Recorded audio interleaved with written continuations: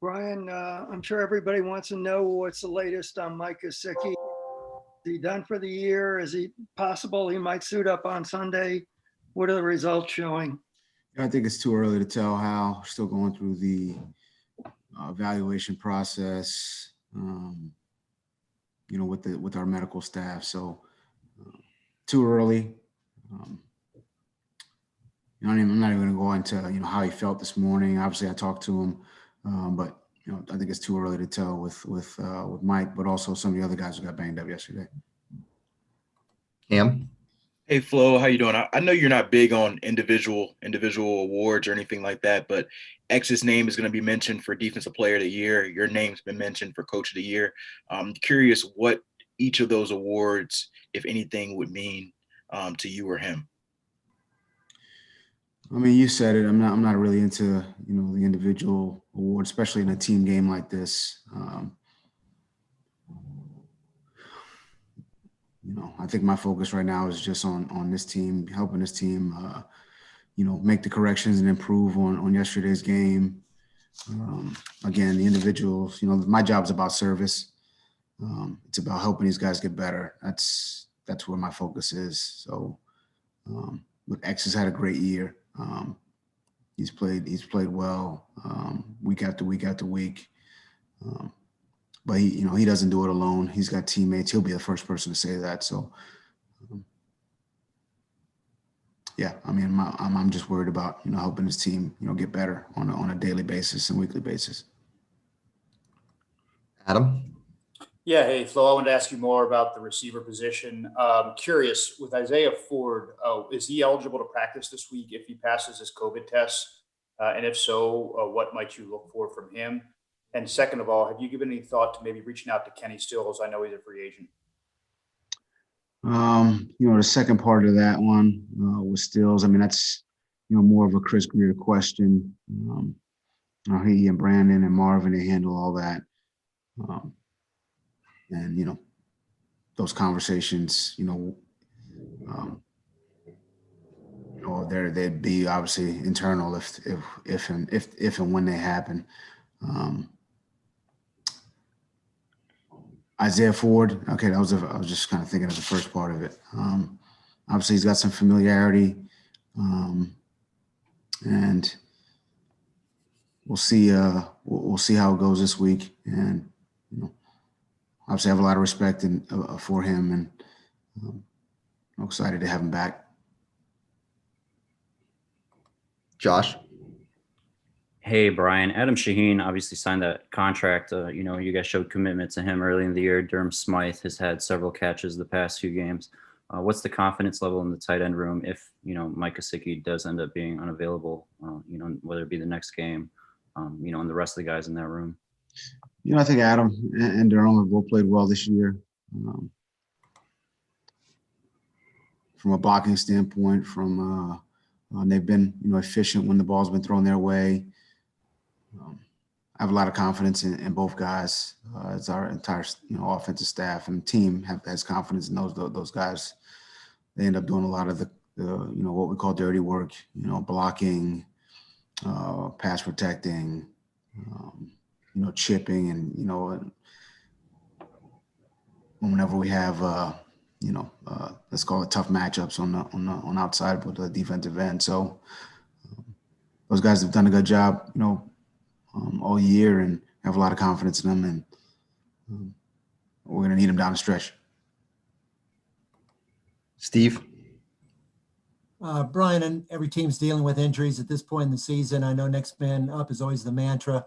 How did you feel your team adjusted yesterday and will adjust this week to all the injuries? I think they adjusted well yesterday. We had some young receivers going in and play well. Same thing defensively. We had guys go down, and just need the next guy to step in and hop into the game. I think it's been that way for every team the entire year, whether it's injuries, whether it's COVID. And the teams that are able to adjust the best give themselves an opportunity to continue to play well, and it's a great opportunity for the guys who get to step in. I think everybody wants to play on offense or defense, and when you get your opportunity, try to make the most of it, and hopefully earn more snaps with productive play. So I think guys like Lynn Bowden, Malcolm Perry stepped in there. Matt Collins made some big catches for us down the stretch. We may need it moving forward, and we'll see. Travis?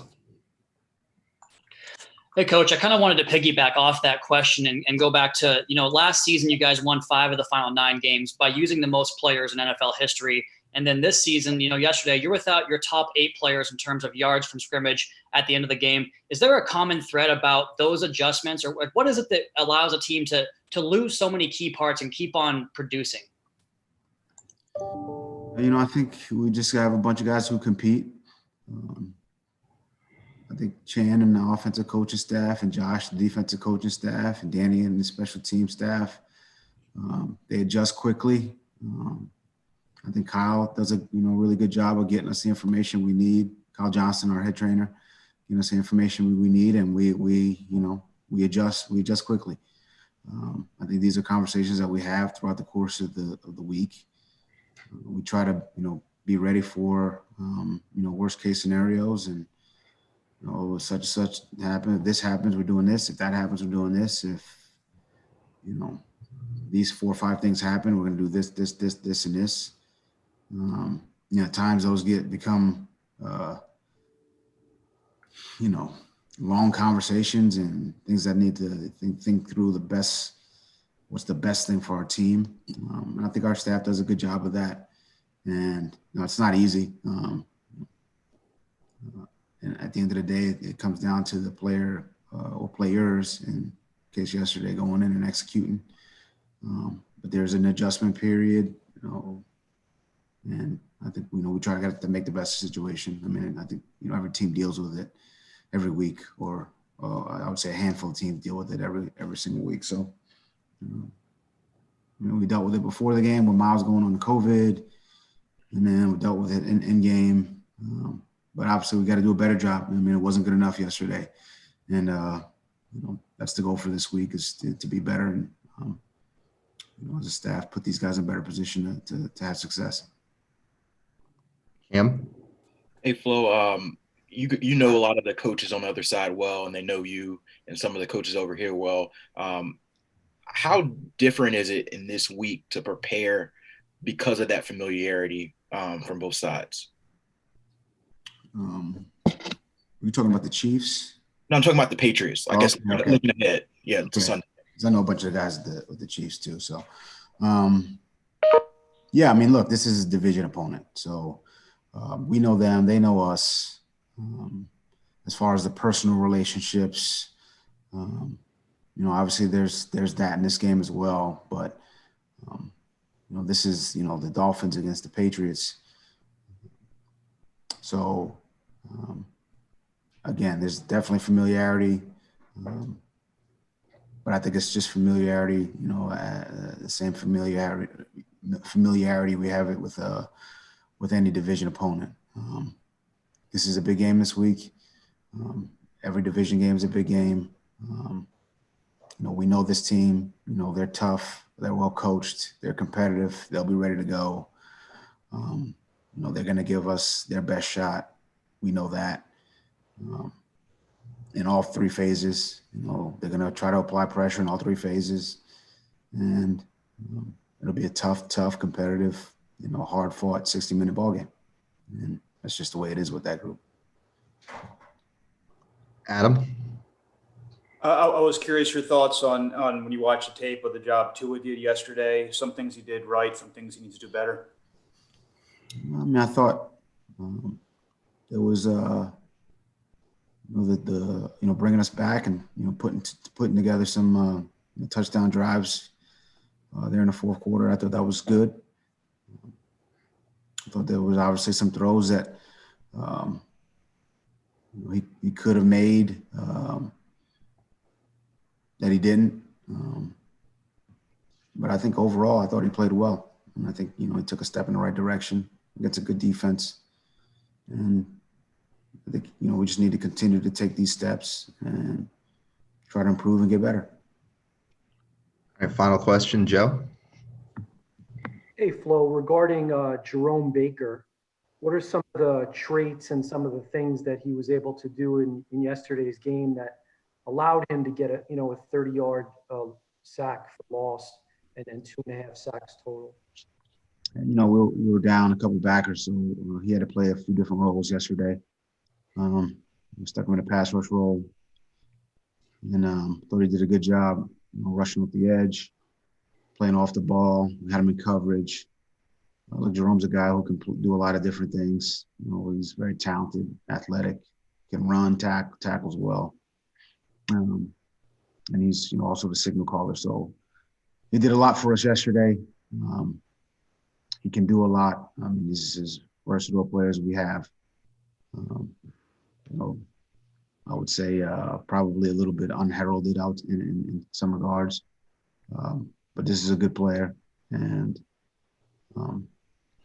it means a lot to this team. He does a lot for this team, and I appreciate the heck out of him. So thought he played well yesterday, but again, we didn't make enough plays to win. So we got to be better. We got to do a better job from a preparation standpoint this week, and be ready to play a tough, physical, 60-minute ball game against a good team.